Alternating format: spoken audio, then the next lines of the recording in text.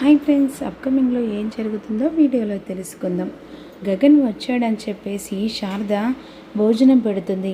గగన్ రూపంలో భిక్షవాడని చెప్పేసి తెలుసుకోకుండా తన కొడుకు తన రాకను చూస్తూ ఎవరు చూసినా తన కొడుకులాగా రూపంతో కనిపిస్తున్న శారదకి ఇక భిక్షవాణి లోపలి తీసుకొచ్చి భోజనం పెడుతుంది. హారం కొట్టిన లోపలికి వచ్చేసరికి ఎదురుగా భిక్షవాడు ఉంటాడు. కానీ ఆ సమయంలో భూమి కేపీ ఇద్దరు కలిసి శారద ఇంటికి వస్తారు. హారన్ శబ్దం విన్న శారద వచ్చేసారా, గగన్ వచ్చేసారని చెప్పేసి సంతోషంతో చెప్తుంది. అత్తయ్య, బావ రావడం ఏంటి అని చెప్పేసి లోపలికి వస్తుంది. సోఫాలో కూర్చొని భిక్షవాడు భోజనం చేస్తూ ఉంటాడు. ఇదిగో మన కొడుకు గగన్ వచ్చాడండి అని అంటుండగా, శారద ఒక్కసారి నా మాట విను, వచ్చింది నువ్వు కరెక్ట్గా చూడు శారద అని చెప్పేసి కేపీ అంటాడు. అదే అండి, నా కొడుకు వచ్చాడు, ఆకలితో ఉన్నాడు, వాడు ఎప్పుడు తిన్నాడో ఏంటో అని ఈ విధంగా అన్న తర్వాత, అత్తయ్య వచ్చింది బావ కాదత్తయ్య, ఒక్కసారి చూడు అని చెప్పేసరికి భిక్షవాడు, అదేంటి నా కొడుకు ఏమైనట్టు, ఇతనెవరు అని చెప్పేసి అంటాడు. ఈలోపు తిని, ఇక నీ కడుపు చల్లగుండా అమ్మా, భోజనం పెట్టావు కడుపు నిండా అని చెప్పేసి ఆ భిక్షగాడు వెళ్ళిపోతాడు. ఈలోపు కుప్పకూలి శారద ఏడుస్తూ ఉంటుంది. నా కొడుకు లేకుంటే నేను బ్రతకలేనని చెప్పేసి చాలా ఏడుస్తూ ఉంటుంది. ఎలాగైనా సరే ఇక బావ గురించి తెలుసుకుంటానత్తయ్య, బావ చనిపోలేదని నా మనసు చెప్తుంది, బావ ఎక్కడున్నా సంతోషంగా ఉంటాడత్తయ్య. లేదు భూమి, వాడు లేని జీవితం నాకొద్దు, నేను చచ్చిపోతాను చెప్పేసి ఈ విధంగా ఏడుస్తూ ఉంటుంది. శారద, ఇలా నువ్వు కుప్పకూలితే ఇక వాడు వచ్చినప్పుడు నువ్వు ఇలా చూస్తే వాని పరిస్థితి ఏం కావాలి, వాడు ఎక్కడున్నా బ్రతికే ఉంటాడు, నాకు ఆ నమ్మకం ఉంది, ఆ దేవుడి మీద భారం వేద్దాం, ఇక ఎలాగైనా సరే అత్తయ్య, నేను భావం తీసుకొచ్చే పూచి నాది, మాటిస్తున్నాను అత్తయ్య అని చెప్పేసి భూమి శారదకి మాట ఇస్తుంది. అప్పుడు వెంటనే శారద ఏడుస్తూ ఉంటుంది. ఇదిలా ఉండగా పూరి చాయ్ పెట్టమని చెప్పేసి అన్న తర్వాత ఇక చాయ్ తీసుకొచ్చేస్తే ముఖాన కొడుతుంది. తను బాధపడుతూ ఉంటుంది.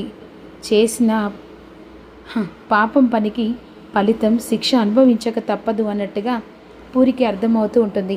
ఒకప్పుడు తన వదిన ఎలా చక్కగా చూసుకునేది, ఇంట్లో అడుగు పెట్టిన తర్వాత తన పరిస్థితి ఏంటో ఏడుస్తూ ఉంటుంది. ఇదిలా ఉండి తన రూమ్లో ఇక తన తల్లిని కలవాలి, అన్నయ్య చనిపోయినందుకు అమ్మ ఎంతలా బాధపడుతుందో అని ఏడుస్తుండగా ఈలోపు వెంటనే ఇక ధ్రువ వస్తాడు తన గదిలోకి. ఏంటి వంట చేశావా అని అంటుండగా, దయచేసి మీరు నన్ను అర్థం చేసుకోండి, నాకు ఏ పని రాదు, నేను ఏ పని చేయలేదు, అందుకని ఇలా తయారయ్యావు, వెళ్ళి వంట చెయ్యి. కాదండి, నేను ఇంట్లో పని ఏ పనినే చేస్తాను, కానీ మా అమ్మ పరిస్థితి ఎలా ఉందో దయచేసి అర్థం చేసుకోండి, నన్ను మా అమ్మ దగ్గరికి తీసుకెళ్ళండి. ఏంటన్నయ్యా, నేను బుట్టలో వేస్తున్నట్టుంది, బుట్టలో వేస్తే ఎలా పడతాను తారా, నీ జీవితాన్ని ఇలా చేసినందుకు నేను అంత సులువుగా వదిలిపెడతానా?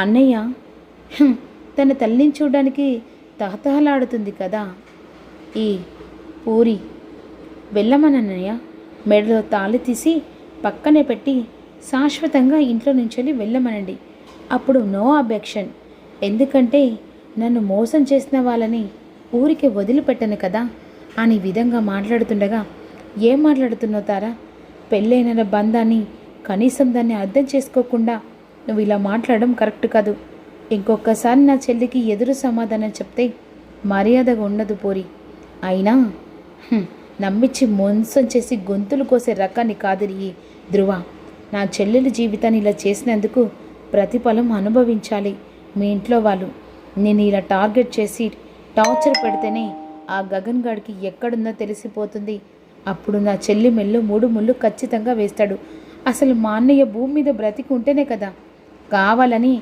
ఆ భూమిను మీ అమ్మ నాటకం ఆడుతున్నట్టుగా అనిపిస్తుంది, అంత వెర్రి పప్పలు ఏం లేదు, కావాలని మా అన్నయ్య చేత 3 ముళ్ళు వేయించుకొని ఈ ఇంట్లో కోడలుగా ఇక అడుగు పెట్టానని సంతోషపడుతున్నావా, అది సంతోషం 3 నెలల ముచ్చటే, వెంటనే అన్నయ్య తన తల్లి కావాలంటే మెళ్ళో తాళి తీసేయి అని తాళిబొట్టు పట్టుకునేసరికి ఒక్కసారిగా కోపంగా పూరి చూస్తూ, ఏంటండి మీరు చేస్తున్న పని ఏమన్నా ఇది బాగుందా, ఏంటి బాగుండేది, నా చెల్లి ఎలా చెప్తే అలా చేస్తాను. అయినా నా చెల్లి మాటని నేను ఎప్పుడూ కాదనలేదు. నిన్ను తీసుకెళ్ళి శాశ్వతంగా నీ అమ్మ ఇంట్లో పెడితే కరెక్ట్గా సరిపోతావు. నీ పుట్టినిల్లే కావాలి కదా, అందుకే తాళిబొట్టు తీసి పక్కన పెట్టు, లేకపోతే నేనే తాళి తెంపేస్తానని చెప్పేసి తాళిబొట్టు పట్టుకునేసరికి నేను ఎక్కడికి వెళ్ళను, మీరు చెప్పినట్టే వింటాను అని అనేసరికి వెంటనే తాళిబొట్టు వదిలేస్తాడు. ఇదే నీకు రోజు రోజుకి టార్గెట్ చేసి నీకు ఎలా చుక్కలు చూపిస్తానో చూడు, రాని అని చెప్పేసి వెంటనే ఇద్దరు కలిసి బయటికి వెళ్తుగా, నేను చేసిన కర్మ నన్ను వదిలిపెట్టలేదు. మా వదినకు ఎంతలా అన్యాయం చేశాను. ఇప్పుడు ఆ దేవుడు నాకు విధించిన శిక్ష భూమి వదిన మీద కాళ్ళ మీద పడితే కానీ నాకు ఇక ఈ శిక్షకు ప్రతిఫలం దొరకదు. ఎలాగైనా సరే ఇంట్లో నుంచి వెళ్ళే మార్గం చూపించే దేవుడా అని పూరి ఏడుస్తూ ఉంటుంది. ఇదిలా ఉండగా ఇక వెంటనే భూమి ఇంటికి వచ్చేస్తుంటుంది. అదే సమయంలో హాల్లో కూర్చొని తాను టీవీ చూస్తూ ఉంటుంది. టీవీ చూస్తుండగా ప్రోగ్రాం జరుగుతూ ఉంటుంది. ఆ ప్రోగ్రాంలో ఆకాంక్ష్ గగన్ రూపంలో ఎదురుపడతాడు. అన్ఎక్స్పెక్టెడ్గా టీవీ చూస్తుండగా గగన్ అని చెప్పేసి అంటున్న టైంలో వెంటనే భూమి ఇక శారదని కలిసి ఇంటికి వస్తుంది. భూమిని చూసి నక్షత్ర ఈ విధంగా అంటుంది, ఏంటి మా మమ్మను టార్గెట్ చేసి ఇక కావాలని రెచ్చగొడుతున్నావట? రెచ్చగొట్టడం కాదు, నిజాన్ని బయట పెడుతున్నాను. ఏంటి భూమి, చాలా ఎక్కువ చేస్తున్నావు. ఎక్కువ కాదు, నిజాన్ని బయట పెట్టడానికి నేను ఏదైనా చేస్తాను. ఇదంతటి కారణం ఈరోజు నా బావ దూరం చేసిన కారణం నీ తల్లి. రోజు రోజుకి నిజాన్ని బయట పెట్టడానికి నేను ఏదైనా చేస్తాను. అయినా బెదిరిస్తే బెదిరిపోతాం అనుకుంటున్నావా అని నక్షత్ర అంటుంది. నిజాన్ని ఎన్ని రోజులు దాచలేరు, ఖచ్చితంగా ఏదో రూపంలో పడుతుంది అని చెప్పేసి భూమి అంటుంది. ఆ సమయంలో చెర్రీ ఆ వీడియో రూపంలో ఇక నిజాన్ని బయటపెట్టి అపూర్వను అరెస్ట్ చేసే మార్గం దొరకపడతాడు. కమిషనర్ని ఈ వీడియో చూపిస్తే కమిషనర్ గారు ఎలాగైనా ఇక యాక్షన్ తీసుకుంటాడని చెప్పేసి ఒకరి ద్వారా చెర్రీ తెలుసుకుంటాడు. ఈ విషయాన్ని భూమి చెప్పడానికి వెంటనే ఇంటికి వస్తాడు. భూమి, నీతో మాట్లాడాలి, అర్జెంటుగా రా అని చెప్పేసి చేపట్టుకొని పక్కకు తీసుకెళ్తాడు. ఇదేంటి, వీడు భూమికి ఏదో సీక్రెట్ చెప్తున్నాడు, అది మాకు ఉపయోగపడేది అని చెప్పేసి నక్షత్ర గోడు పక్కన నిలబడి వీళ్ళిద్దరి మాటలు వినడానికి చూస్తూ ఉంటుంది. ఏంటి చెర్రీ? ఏం లేదు, ఇప్పుడు మన దగ్గర ఉన్న వీడియో ఆ కమిషనర్కి చూపిస్తే ఖచ్చితంగా అత్తయ్య మీద యాక్షన్ తీసుకుంటారట, ఇక అరెస్ట్ చేస్తారట. అవునా? అవును భూమి, నేను ఇందాక తెలుసుకున్నాను. ఎలాగైనా సరే ఇప్పుడు ఈ వీడియో మన దగ్గర ప్రూఫ్తో సహా ఉంది, చూపిస్తే ఇక వెంటనే అరెస్ట్ చేస్తాడు అని ఈ విధంగా అన్న తర్వాత అదే సమయానికి నక్షత్ర మాట విని ఇక తన తల్లికి చెప్పేస్తుంది. వెంటనే మమ్మీ, నేను అరెస్ట్ చేయడానికి ఆ చెర్రిగాడు ఇక కమిషనర్ కలవడానికి భూమిని తీసుకొని వెళ్తున్నాడు అని విధంగా అనేసరికి అపూర్వ షాక్ అయిపోతుంది. ఎట్టి పరిస్థితుల్లో ఇక ఆ చెర్రీ భూమి కమిషనర్ కలవడానికి వీల్లేదు. వాళ్ళని ఎలా దెబ్బ కొట్టాలో అలా దెబ్బ కొడతాను. ఒకవేళ నా వీడియో కనుక బయటపడితే ఆ గగన్ గాడికి చావుకు నాకు సంబంధం ఉందని తెలిసిపోతుంది అనే విధంగా అపూర్వ అనుకుంటూ ఉంటుంది. ఇక మరోవైపు నక్షత్రకు ఇందాక గుర్తు చేసుకుంటుంది. ఇందాక నేను టీవీలో గగన్ చూశాను కదా, నిజంగానే గగనేనా? ఒక్కసారి చూద్దామని చెప్పేసి టీవీ ఆన్ చేస్తుంది. ఆల్రెడీ టీవీలో ప్రోగ్రాం అయిపోతుంది. ఇక ఆకాంక్ష రూపంలో ఉన్న గగన్ బావనేనా, లేకపోతే నేను చూసింది గగనేనా? ఇక ఎలాగైనా సరే ఈ విషయాన్ని ప్రోగ్రాం ద్వారా తెలుసుకోవాలని చెప్పేసి వెంటనే ప్రోగ్రాం తెలుసుకోవడానికి తన ఫ్రెండ్ ద్వారా తెలుసుకుంటుంది. అక్కడ ఇక పెద్ద పెద్ద బ్యానర్లతో గగన్ ఫోటో పెడతాడు. ఆ సమయాన్ని ఎలాగైనా మనకు అనుకున్న పడేలా చేసుకోవాలని చెప్పేసి వెంటనే తన ఫ్రెండ్ ద్వారా ఇక తెలుసుకొని అతన్ని కలవాలి. నిజంగానే గగన్ బావ రూపంలో ఉన్న వేరే అతనా అని చెప్పేసి ఇక నక్షత్ర అనుకుంటుంది. ఈలోపు ఎలాగైనా సరే పోలీసులను కలవాలని చెప్పేసి నిజాన్ని బయట పెట్టాలని చెప్పేసి చెర్రీ భూమి ఇద్దరు కలిసి వెళ్తారు. ఇక తన రూమ్లో ఏడుస్తూ ఉంటుంది. ఆ సమయంలో ఇంట్లో పని మనిషి పూరి దగ్గరికి వస్తుంది. అమ్మ, ఏడవకమ్మ, కనీసం ఈ ఎంగిలైన పడమ్మా అని అంటుండగా, లేదు నేనేం తినను, కానీ ఇలా తిండి పస్తులుంటే ఎలా అమ్మా? నాకు చిన్న సాయం చేస్తావా? ఏంటమ్మా చెప్పు, నేను ఎలాగైనా సరే ఇక మా అమ్మను కలవాలి అని అన్న తర్వాత, అమ్మో ఇప్పుడు ఎలా వెళ్తావమ్మా? ఒకవేళ వాళ్ళకు తెలిస్తే మళ్ళీ లేనిపోని గొడవలు కదా. ఎలాగైనా సరే నన్ను 1 గంట సేపు మా అమ్మ దగ్గరికి పంపించవా?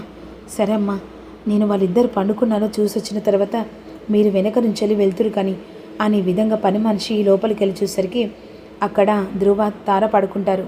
ఇక వెంటనే పూరిని మెల్లిగా గోడ అవతల నుంచి ఆ పని మనిషి ఇక తన ఇంటికి పంపిస్తుంది.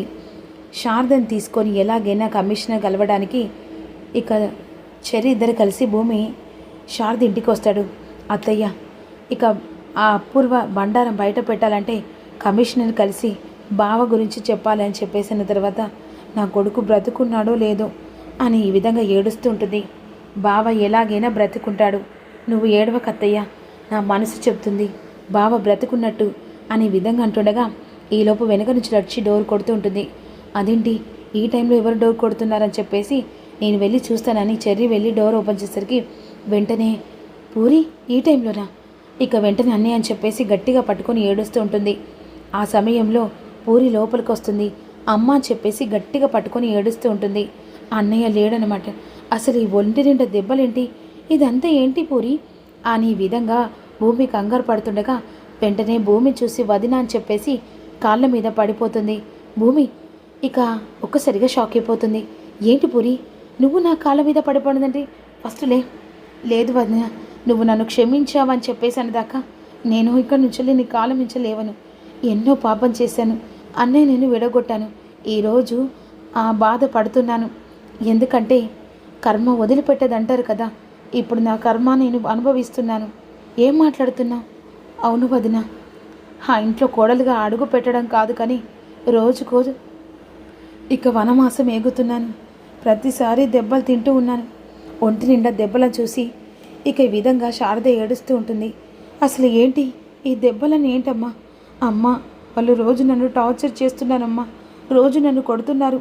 అందరూ కావాలని నాటకమాడి అన్నయ్యని దాచిపెట్టి ఈ పెళ్ళి జరగకుండా చేస్తున్నారని నన్ను రోజు నరకం చూపిస్తున్నారమ్మా. కానీ ఇప్పుడు కూడా నేను దొంగచాటుగా వాళ్ళకు తెలియకుండా వచ్చాను.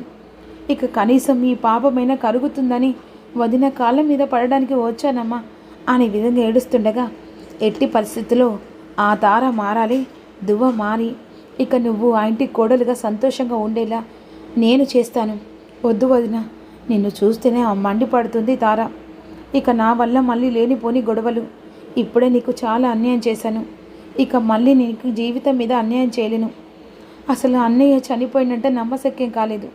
పూరి, మీ అన్నయ్య చావలేదు, ఏదో రూపంలో ఎక్కడో బ్రతికున్నాడు. ఆ దేవుడు ఉన్నాడని నేను నమ్ముతున్నాను. మీ అన్నయ్య తిరిగి మళ్ళీ నా జీవితంలో అడుగు పెడుతున్నానని నమ్ముతున్నాను అనే విధంగా భూమి ఏడుస్తుంటుంది. మరి గగన్ రూపంలో భూమి జీవితంలో అడుగు పెడతా